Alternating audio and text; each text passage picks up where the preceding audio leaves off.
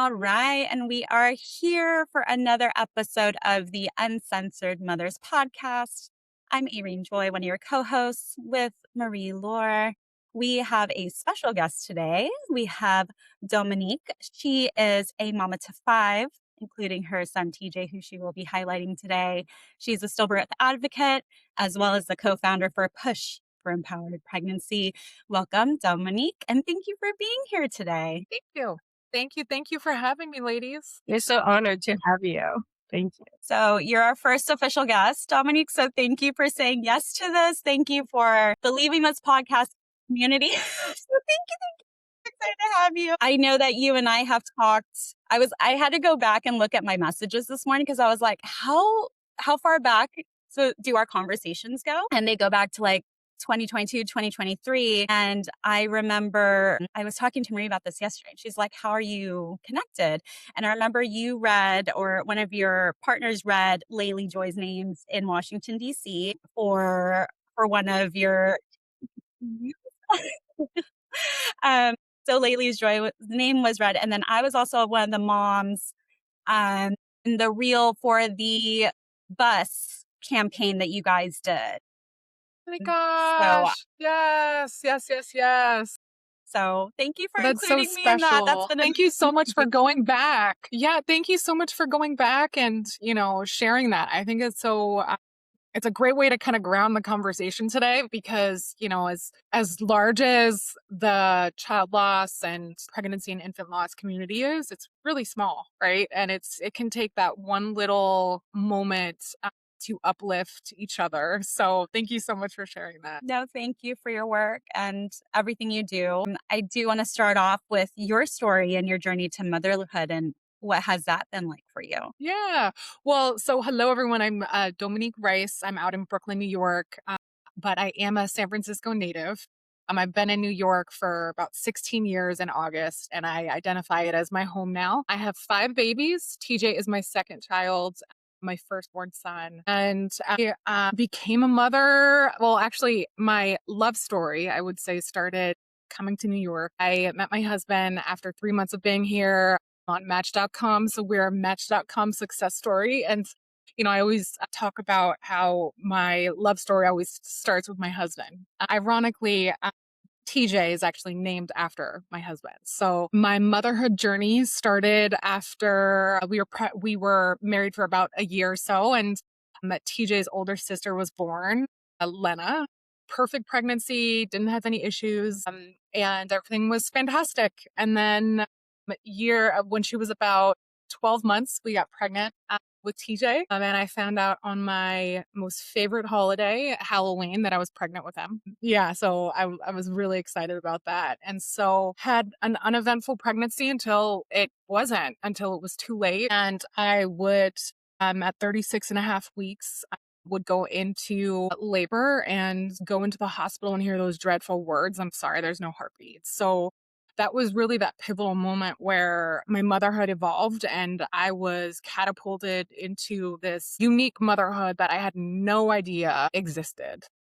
And so it was truly at that moment, May 29th, that I vowed to myself on that hospital bed that I would always advocate for myself, for grief awareness, for equitable and compassionate care. And most importantly, as a Latina mother to Afro-Latino children, to advocate for diverse individuals in the maternal health space, the grief space, the pregnancy loss awareness space. And so I consider my motherhood very unique, but not so unique in the sense of, when you start having these conversations and connecting with people all over the world, you realize that, there's so many of us. And that's why it's so important to continue to share our truths across the globe.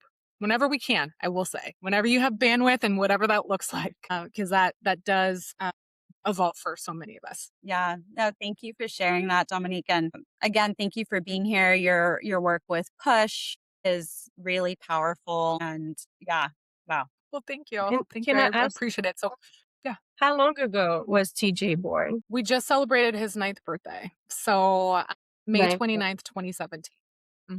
Yeah. And I May can't 29th, believe it's been nine plus years, but Yeah, 9 years. Yeah. Thank you for asking.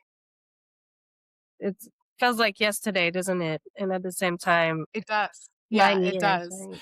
And yeah, it does. And so, one of the things that I didn't mention is he has 3 younger siblings. So in the past, 9 years, my motherhood would continue to evolve to be a mother caregiving, through the wild roller coaster that is pregnancy after loss, as well as just, supporting our kids, our both living and non-living kids over time. Right. Wow. I'm just like so in awe by your strength because I know Marie-Laure and I were still in like our 6th year. Like, so I'm like, oh gosh, 9 years. That seems like so far, but then it's not, like, yeah. I mean, grief has no timeline, as I always say. Grief is always continuous and it is something that, yeah, it's never, your love's never ending and neither is grief, I guess. Yeah, I consider it life work. I mean, it really is. Like you can never neglect it. And well, from what I found through my lens. And no one ever has it right. No one ever has it figured out. And if they make it seem that they have it figured out, it's BS. They're lying to you. But I did want to just mention that, I think whether it's been, I often say whether it's been day one or if it's been 50,000 or whatever that number is, it you are entitled to hold space for yourself, the love that you have in any which way that you feel comfortable with, because not everyone's entitled to your truth. So it's definitely important for that individual to be able to share on their terms. Right. Yeah, very true. And I feel like the space that it gives moms like us a space to have that, open and intimate conversations that we maybe not would have at the playground, right? With another mom, Yeah. because it can be very uncomfortable. And then they ask the question, like, how many kids do you have? And you're like, do I have the bandwidth today for this? Do I answer the question or? Right. Yeah, I hear that. Exactly. And it all depends on that. Yeah. Yeah. I was just thinking, we put us 3 mom in a room and we can have so many conversations. Like, we have the conversation we prepared, and that now I have like so many questions about for you, like as a mother of 1 dead child and 2 living children, being like, so how do you make, you 9 years, I'm 6 years into this, and you have older children than I do. I'm looking at you like, so how did you do it? How did you make sure TJ was involved in your children's life? Like especially the ones that were born after, because it could be like a disconnect because they weren't there when you were pregnant with TJ and they did not meet him. And I only have my loss was my first. And it's like, yeah, like other questions for you that we prepared completely. That's a good Well, question though, I Marie. think it's Yeah. important that we talk to. Yeah, that's a really, really great question because I think it's important in this space to show the many faces and how it looks so many different ways for everyone, right? And it is a privilege to have kids after you have a loss. And I fully recognize my privilege to be able to carry 3 living children after my son died. And that could be a whole other episode. But with that, it was always really important for me when TJ died to be able to wrap my head around how do I share this with my kids. So my eldest, Lena, was 11 months, or excuse me, 16 months apart from TJ. She would have been 15. No, she would have been 16 months. She was 15, excuse me. So very, very young. How do you tell less than a 2-year-old what's going on? However, she was conscious enough to hit my belly. We had tons of pictures. So at that early age, right when she died, or right when he died, we would show pictures. We also had an activity where we would call them TJ rocks. And that would eventually transcend over to something that we did with his siblings. We would get a rock and then cut different fabric pieces into a heart. And then you put like glue on the rocks. And then we would put the rocks out in places where I would walk and run. And always reminded me of TJ. So I live in Brooklyn. There's this world famous park, second world famous park to Central Park, Prospect Park. And I ran with TJ all the way up through 30 weeks pregnant. So that park was so special to me. And then also us as a small family, because we would go take walks there. We would have weekend activities there. So then as I became pregnant with his other siblings, we would do similar activities, the TJ Rocks. We always would celebrate his birthday with a birthday cake and then some type of experience. I'm big into signs, and I've done a lot of work of channeling what signs represent him to me, and then also talk about them so openly that the children, like his siblings, can eventually evolve to what their own signs mean. And so in addition to that, showing pictures, I also have, I'm not sure if you can see it, my whole arm here is my TJ arm. It's going to be my dedicated eventually sleeve of tattoos for him. And so for every birthday, I get a tattoo for him. And it's like a little storytelling. And so that I feel like, because I feel in that way, it's a physical representation that he's always present with us. So for like pictures early on, I hated pictures. It took me a good probably 2 years to be able to take family pictures. So I felt like the tattoo was a way for us to incorporate him, for me to incorporate him, I should say, in addition to wearing his color, green. Green represents May. So, and then you heard me mention the jewelry, always talking about my jewelry with his siblings. Those are TJ's earrings. Oh, got it. Yeah. And oh, the butterfly. Oh, yeah. Now, oh, I want this for TJ. So I integrated it naturally, and it's going to continue evolving. So his siblings are 4.5 through 10.5. And so he would have been 9. So I recognize now where the phase that they're in is still evolving, and I want to continue fostering it the best that we can in an age appropriate way, of course. Yeah, that's amazing. Oh, and one Oh other my thing goodness.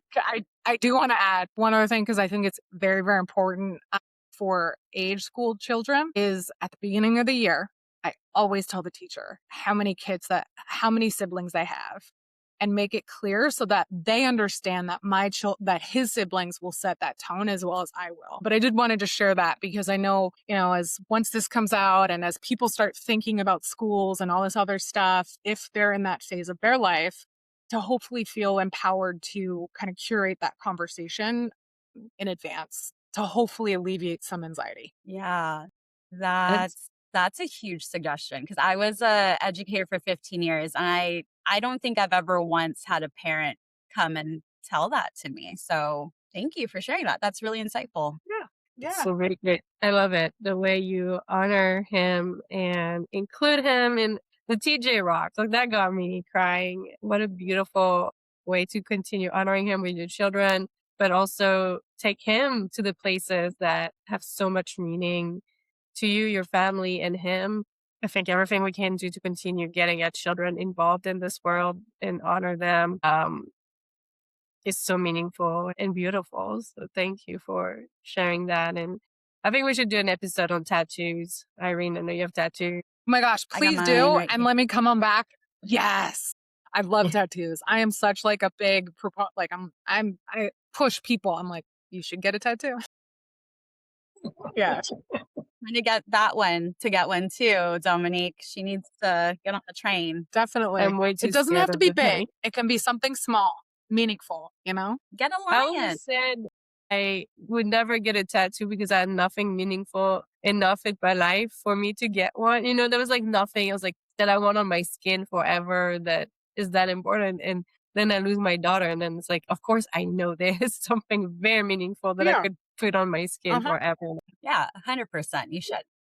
But I wanted to ask you a little bit about transitioning a bit onto like the push for pregnancy, the organization, all that work that you're doing. I mean, it's fascinating and it's so important. And thank you for doing this work. Would you like you're one of the co-founder? Could you tell us a bit about like how the organization was created, how many members they have, like what is Yeah. what does that look like? What does this organization look like? Thank you. I light up because I love being able to talk about my push family. So, and this is also another kind of build from the topic that we were having in regards to how do I show my living kids how to embody and support their brother that died. Stillbirth, we talk about it. We say the S word. The S word needs to be said so that we could also empower our children, right? So they won't be surprised as they get older what this means, and trying to be little little advocates out there as well. So Push for Empowered Pregnancy, we just celebrated our 6th year. We were so when I was in that hospital bed over 9 years ago, I had no idea what the S word was, had no idea what stillbirth was. And I first gravitated towards social media. And I just wanted to find somebody, a Latina like me. And I did not see any Latinas like myself. And I vowed to change that. In my research, I would find eventually that the stats behind stillbirth are absolutely horrific for Black, Brown, and Indigenous birthing persons. They are 2 to 3 times more likely to experience stillbirth than white persons. A lot of that is attributed to the systemic racism in our health system. And going back to, in my research and whatnot, I wanted to connect with other individuals. So at the time, there was a few different support groups that were around in New York area. And then I would end up connecting with some amazing birthing persons in the New York area. And we were part of a small collective at that time, but decided, we wanted a more focused approach and a more tangible approach, a more actionable approach to addressing the systemic racism in the stillbirth community. And so we founded Push. There's 9 of us, diverse backgrounds from New York area primarily, that had enough of having the discussion about pregnancy loss without action, without actionable change, without a plan to challenge the health practitioners, the caregivers to do better, right? To provide stillbirth prevention tips, and so that we could get ahead of it as opposed to behind it of like the support groups. The support groups and whatnot, of course they are important, but let's start talking about the before, that prevention aspect. So we are one of the first organizations that we armed together and said, we have to do this in honor of our kids. So 9 individuals from the New York area, 1 in DC, founded Push. And it's been a phenomenal journey. Everyone is a volunteer and just motivated through honoring our children and demanding change and helping birthing persons across the globe. We founded within the first year, we raised funding for the first Rainbow Clinic here in New York City. That program was funded by all of the caregivers across the country of US, I would say, just to kind of ground us on the specific country. But we do have relationships with some of the Australian organizations, some of the organizations like Tommy's out in the UK. One of the really important aspects of Push is that we are community connectors. The stillbirth prevention space doesn't typically do that. And so that's why it was so important for us to just knock that door down and say, no, we're connecting everyone so we can actually create that change that needs to be done through the lens of rooted in addressing the systemic racism. So that led to the big push, which was in DC about 6 years ago, where we had a handful of different organizations in DC for this beautiful demonstration that we had there. We actually walked around with strollers and really just creating that awareness around stillbirth.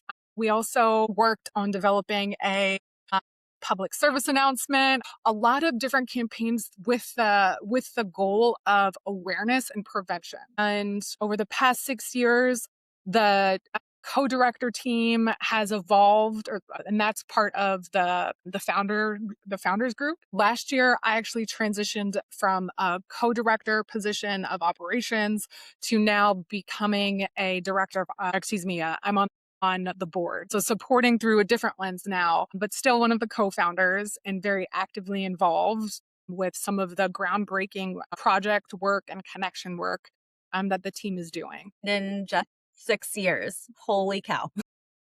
Yeah.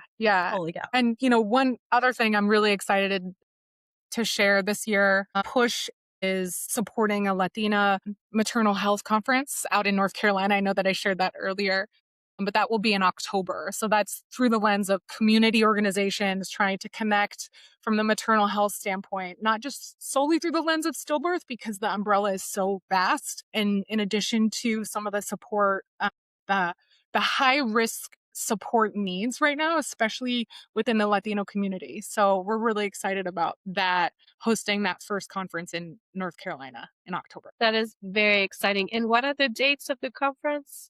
It is October, I want to say October 7th through the 8th. It's a 2-day conference. I'd love to Okay. share the link for the notes so that we can attach to the podcast for anyone that's in the North Carolina area. Yes.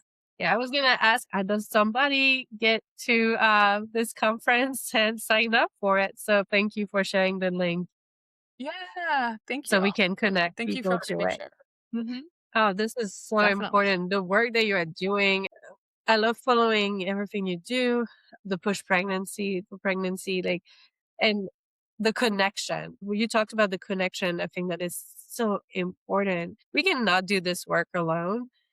And partnering with other organizations that also doing similar work. I mean, that's how we're going to make change happen. I think it's so valuable that you are all doing this. And so it's such an important work. And you're going, how often do you go to DC? I feel like you guys are there very often for Well, that's a great legislation. question. Yeah, that's a great question. So we actually have a co-director based in DC. And then there's so many different conferences that are operating out of DC, as you can imagine. So I would say the team is there like once a quarter.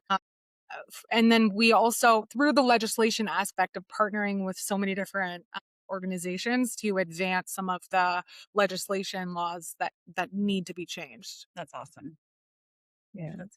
And you talked about the stroller, the bus campaign. Like, I think we talked about a lot of them, but do you have like a favorite personal memory you'd like to share about the work that you're doing? Like maybe a favorite action, a favorite campaign that you did that was really meaningful to you? Yeah, that's a great question. So, yeah, about 3 years ago, I supported with going to Albany, our state capital, for advocating with meeting with a handful of legislators. My I brought 2 children. So our eldest, Lena, so TJ's older sister, and then Tyson, who was his younger brother, born 14 months after TJ. And we met with different legislators to talk about the paid family leave. Currently in the state of New York, if you are a birthing person who experienced stillbirth or any type of loss, it is not guaranteed to have paid leave, paid medical leave. You have to get the signage or sign off from your employer, and hopefully, based on their compassion, that they would grant you leave. Cassidy Perone, she's one of our push change makers. She experienced the horrific stillbirth with her daughter, Olivia, and she was not granted leave. So fortunately, she had a reserve so that she wouldn't be able to, so that it worked out for her and her husband. But with that, if she didn't have that reserve, then what would happen, right? So birthing persons are being forced every single day to make that decision. Do you take that hit with debt? Do you risk your physical and mental health in just going straight back to the office? Even though, we know that healthcare practitioners, they will say you should not return to any work or do any heavy lifting after 6 weeks if you have given birth vaginally. And then I think it's 8 weeks if you had a C-section. You are still going without the protection of paid leave. You are forced to go back to work, right? So many different things can happen. So long story short, I was so honored to be able to be there with 2 of my children and advocate for birthing persons in the state of New York. Unfortunately, we have not passed that bill, and we continue to advocate for that bill every single year to get passed. We're close and we're determined. So And thank you for bringing that up, Dominique, because I know as women and as moms, we love to push through everything. We love to just take it all on and just go for it, right? But also, it is a really important thing to bring up that there is a lot of lack of support for pregnant persons and then, before you deliver and after. So thank you for addressing that. That's really crucial. And thank you for your work with that. I really hope that gets passed because every pregnant mom or every pregnant person definitely deserves to have that support, especially at a critical time in their life. Oh my goodness. We go Yeah. through postpartum even if our Yeah. baby's not here. Yes. And I think it's Yes. much harder when your baby is dead to go through postpartum. Yeah. Yeah, that time is dead. Yeah, definitely. And I think it's we quite often have to remind people that stillbirth is stillbirth. It's stillbirth. So why wouldn't you provide the same type of protections for birthing people? It's not equitable. It is one of the many reasons why we're demanding change. So thank you so much for letting me be able to speak about some of that work that Cassidy and Push is doing. Yeah, Amazing. incredibly needed work. And I hope we can see some of that leak into other states too. I think for anyone listening, it's important that we engage as well with legislator and try to make changes because I'm in Missouri, so we don't even have paid maternity leave here. It is up to our employers. Yeah, so there's already a lot, big mountains to be pushed everywhere Yeah. for Yeah, women and birthing definitely. people to get. Just wanted to say, just encouraging everyone to follow Push for Empowered Pregnancy. They will provide they provide different updates on the different campaigns throughout the country. So maybe there is something for Missouri I'm not aware of, but I do know that we have change markers in Missouri. Love to connect with them, so I'll send you a message offline. Definitely. And thank you for giving that shout out, Dominique, because I think that is really important for our listeners to know that there is support, not just in New York or Missouri, but to reach out and that it is. You guys are here for a reason. So thank you for that. I think we'll go ahead and switch into a little bit more personal and rapid fire questions if you're ready, Dominique. Well, let's do it. All right. So let's go ahead and start with the first one. How do you cope with a hard day? I love this one. We'll sometimes scream it out. I am a big screamer. And whether you're in a car or whether I'm in the not in the subway, but in the subway, there's like this bridge that goes like over and you're underneath the street. And I definitely will be a screamer like that. Or I will run because I'm like a movement, like sweaty person, like griefy sweat, I call it. That's my release. I like that. Griefy sweat. I need to use that more often. I need to do that when I'm doing yoga, just get like hot yoga and sweat my grief out. I love it. Marie, you want to take the next one? Sure. Well, since you do a lot of legislative work, I was curious to know, like, which was your favorite legislator to meet? Rodney's Biochet. She's an amazing assembly member out here in Brooklyn, New York. She's just been such a positive support for the Push community and for diverse individuals who have experienced loss. So she's been fantastic. And I'm hoping to meet Mamdani. I'm like, let's do it because he's definitely my energy as well. Yeah, I think it's possible for you guys to do that.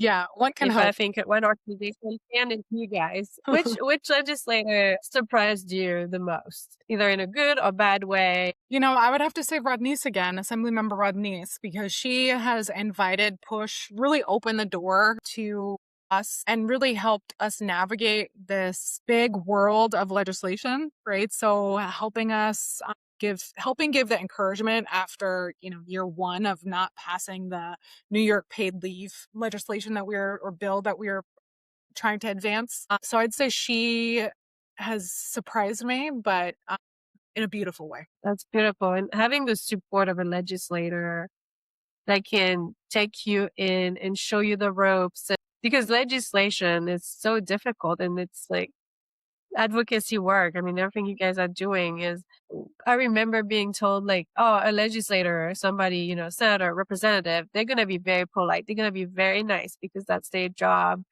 to be, but it doesn't mean they're going to be helpful. And so to find one that is actually taking you on and supporting everything you're doing is so valuable. And I'm so glad you have that support. That's amazing. What's something you stopped apologizing for? Tears. I think we were also talking about that earlier. Stopped apologizing for tears. Yeah. I love it. Such a badass response to Dominique. I love it. What's the last thing that did make you cry? What is the last what? Thing that made you cry? Just yesterday when one of the living kids didn't like my tacos. So I'm like, and I think it's so important to share about like how random that is because that's how grief is. Sometimes it doesn't make sense. Sometimes it doesn't make any damn sense. And it was, he didn't like my tacos, so I cried. Yeah. I think it's also very valid being a Latina. So, it would be like my kid doesn't like my Filipino cooking, so she doesn't eat Filipino food. So, it is what it is. Yeah. I get that. Oh my gosh. And then this next one is a good one. What do you wish more mothers said out loud or said unapologetically? This is damn hard. This is damn hard. And I want to be really explicit for lost mothers as well. I think not feeling like we always have to be perfect.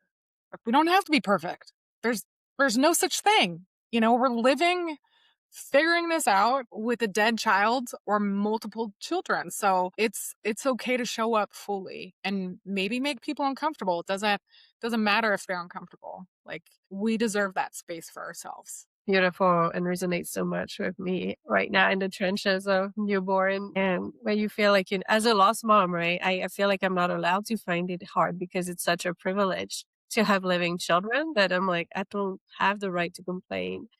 I don't have but it is damn hard. So thank you so Yeah, much for, it's for damn saying hard. that. It's important. Yeah. And then it also there's this perception outside of the grief community, most likely the outside, where it's like, if you have a living kid, you should be perfect, right? Good thing you have that living kid. And so that's why I'm very hyper vigilant of that does not erase my love for my TJ or his presence. So I'm glad that you were able to share that and that landed for you because it's completely different. You won't ever replace anyone that you missed, that's not here. Right. Sorry, that really resonated with me too. I just think it's so hard as moms to give ourselves grace. I know Marie and Laura and I have talked about it on another episode, but just giving ourselves grace. We're not perfect, especially having loss or significant losses, going through birth trauma. It is something that, is really needed to give ourselves grace and to say, hey, it's damn hard and it sucks, but at the same time, we can do hard things and we're badass moms. And that's, our babies, whether they're here present on earth or not, they are still our babies and we were called to be their mothers. And so thank you for sharing that, Dominique. I think that will lead into our next question of what strengths have you found? Like, how have you found the strength over the last 9 years? Because I'm 6 years out and I'm like, I still have to muscle up some strength some mornings, coffee doesn't do it for me. So what is it for you? Great question. I try and not think of the enormity of all things and I try and think about just one day at a time and going back to giving myself grace. So you heard me share that I cried yesterday about my living kid not liking my tacos. Letting that be okay. Letting myself cry in front of them. And then picking myself up and saying, Mommy is sad. Naming the words or the emotions that I feel in that moment help me put one foot in front of the other to keep it going. And I think that that's important because, yes, I will cry in the bathroom by myself sometimes. Yes, I will cry at night by myself, but the sun is going to shine tomorrow no matter what I feel. So how do I want to actively involve myself in that next day or that next moment, even if it's hard? So I'm also really big on habits. So you see me having coffee here. Coffee is a big, big thing for me. It is my ritual with my TJ. And I'd love to share it here and I'll do it in rapid fire of a response. He used to get my 1 cup of coffee a day at the Starbucks that was down the block for me every single day. It was my little ritual with TJ. Then when he died, I could not get outside the apartment. I didn't want to see them. I didn't want to see my barista. Didn't want to talk to them. Didn't want to talk to anybody in the neighborhood. So my husband would make coffee and put coffee right next to me in my bed, say, when you're ready, every single day. And then I would start getting the strength to get out of bed and drink it.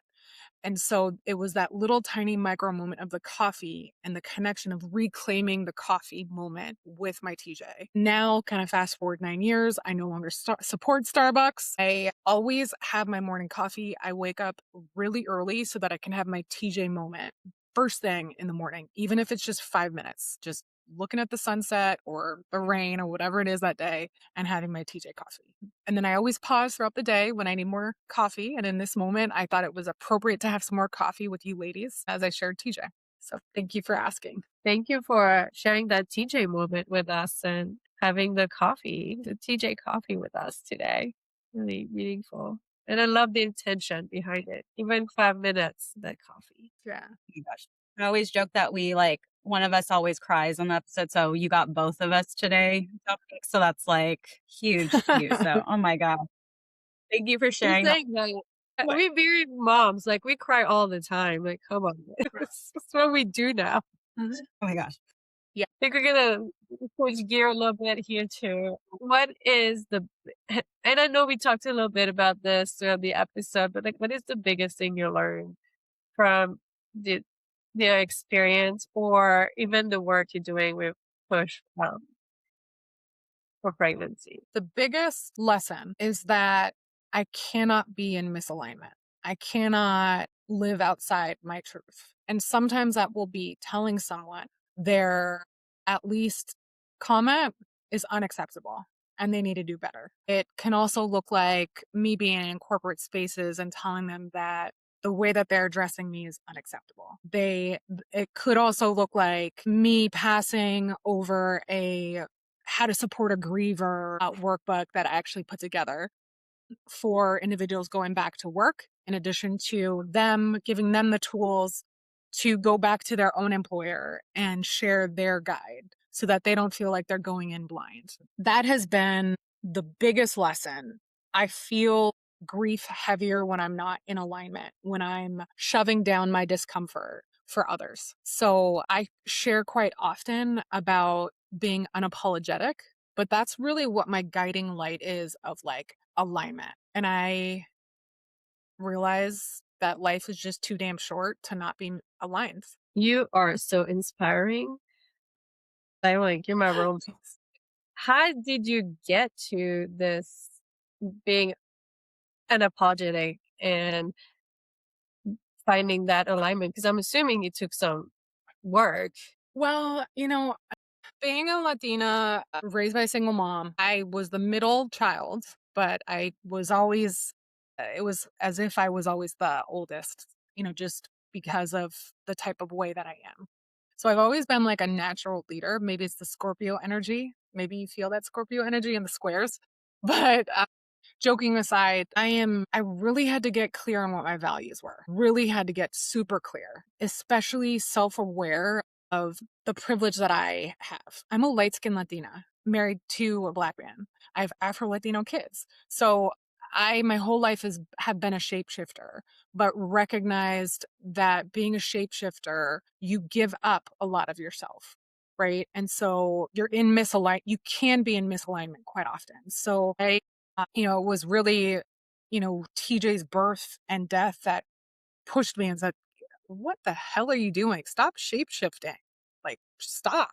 This is, be rooted in what you're feeling. And then that transitioned it into, I may not have been able on like day one or that month one or year one, been able to have the words to the same words that I have today, but I very vividly remember that day one where I dropped off my eldest daughter at preschool and a mother saw me, oh, where's the baby? And I'm like, the baby died.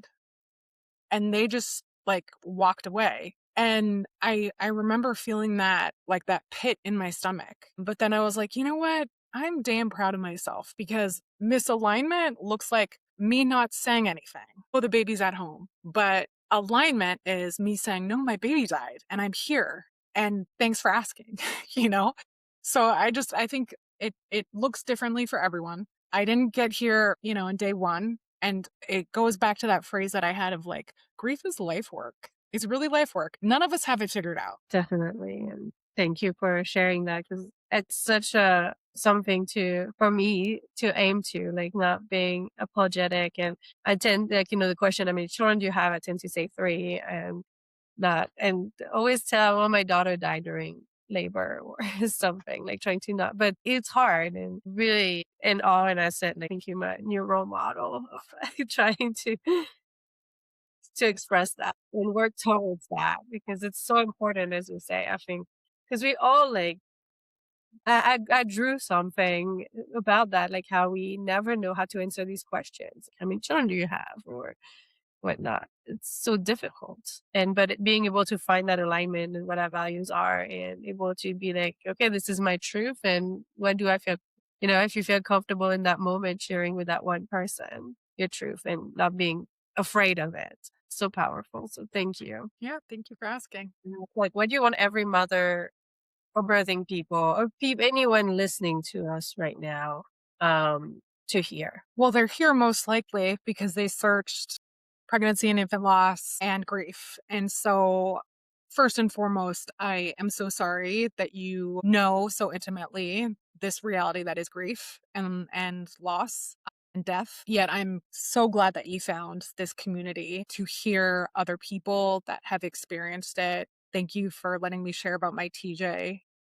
And most importantly, you're not alone. You're not alone. And no matter what phase you're in, meaning day one, or if you're actually in the hospital bed right now, or if, your child has been dead for 20 plus years, grief is not linear and you shouldn't feel ashamed to talk about your person and birth Thank story you. if you want to share your birth story. I do want to mention that, like, we're also entitled to share a birth story whatever way we want to on your own terms. Yes, I love that. Thank you for adding that.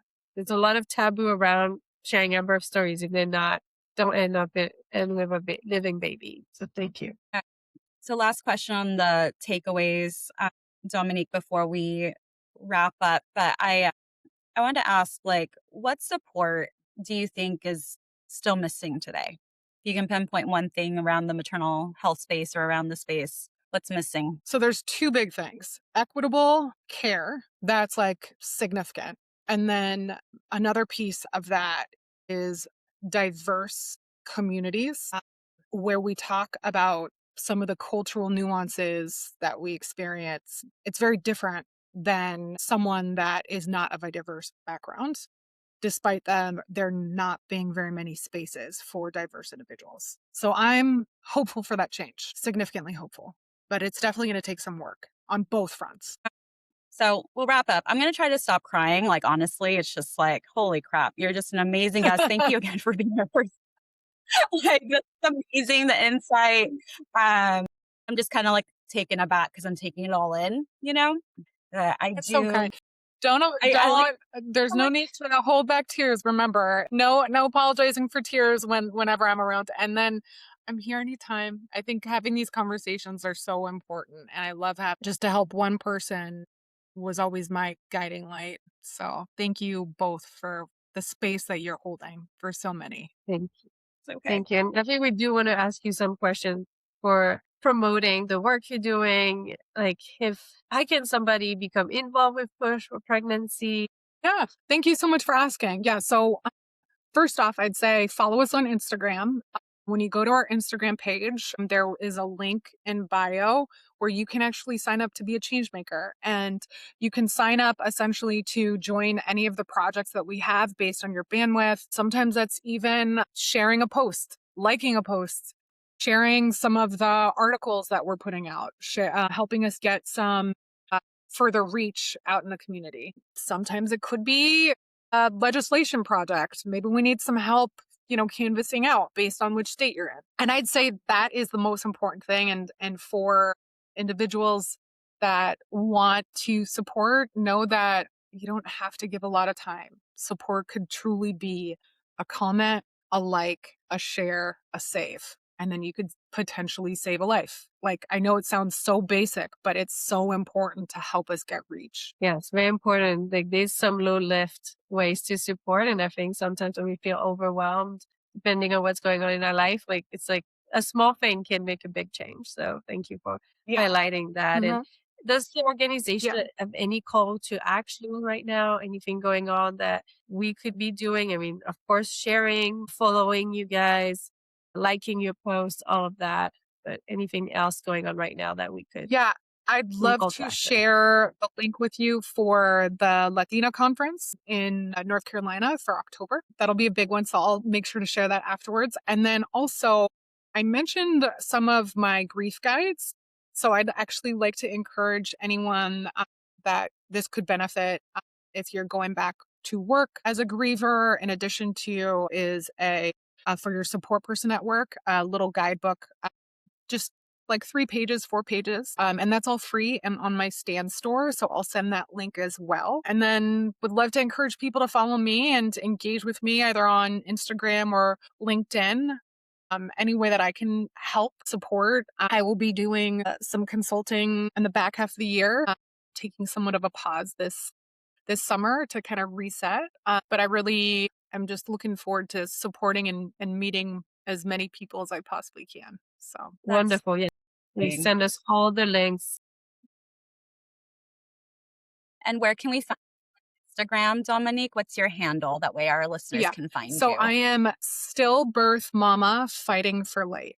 And then on LinkedIn, Domenique Rice. Well, and I'll make sure Perfect. to write a note to the links. Yeah, thank you so much. You are all so sweet, and thank you so much for the space that you're cultivating. We do have one last question that we ask everybody. What taboo are you trying to break? That motherhood looks one specific way. Beautiful. Well said.